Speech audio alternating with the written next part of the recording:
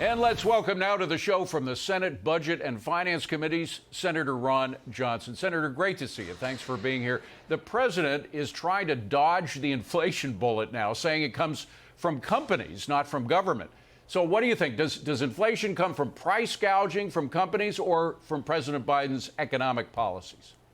It comes from massive deficit spending, printing trillions of dollars, too many dollars chasing too few goods. I think two stats I use on that. A dollar you held at the start of the Biden administration is now only worth 83.8 cents. And Moody's Analytics just came out with an analysis, said that the average American is paying $1,000 more per month. That's $12,000 more per year just to maintain the standard of living. And to put that in context, I looked at some past studies, one from the Federal Reserve, another from another analysis. Somewhere between 37% and 67% of Americans in 2022 couldn't afford out of savings a $400 emergency payment. Wow. $400, and they're being forced to pay $1,000 a month just to maintain their standard of living. That's why, regardless of what the stock market says, no matter what the unemployment rate is, that's why people are feeling real economic pain. They can't afford things. Now, they have this new thing called the Strike Force on Unfair and Illegal Pricing. That's supposed to get all those price gouging companies. They claim that it saved $20 billion specifically on these junk fees.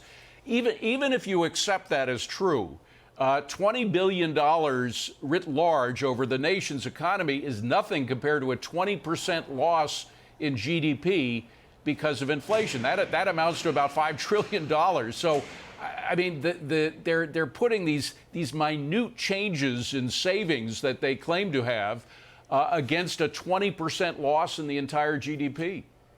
Yeah, it's a distraction. They're counting on the media, who by and large are advocates for the left, not you folks, but so much the mainstream media, to actually cover that like it's a serious attempt, like it's going to actually help people. But as you point out, I mean, it's not even going to show up how many decimal points in terms of percentage of our GDP.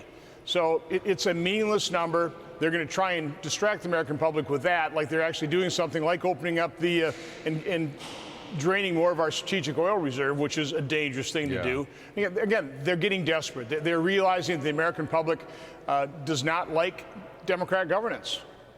And the worst thing is that inflation falls hardest on the people who can afford it least. And the inflation on non-discretionary spending, that is things that people need, like health care and food and rent, that is up 6%, whereas the discretionary spending, the stuff that rich people can afford, that's flatlined. But the stuff that people really need is going up so much more. And there's an economist named Jake Ubina who was on with Maria this morning. I want to play a soundbite from him and then a quick reaction from yourself. Go ahead, roll tape.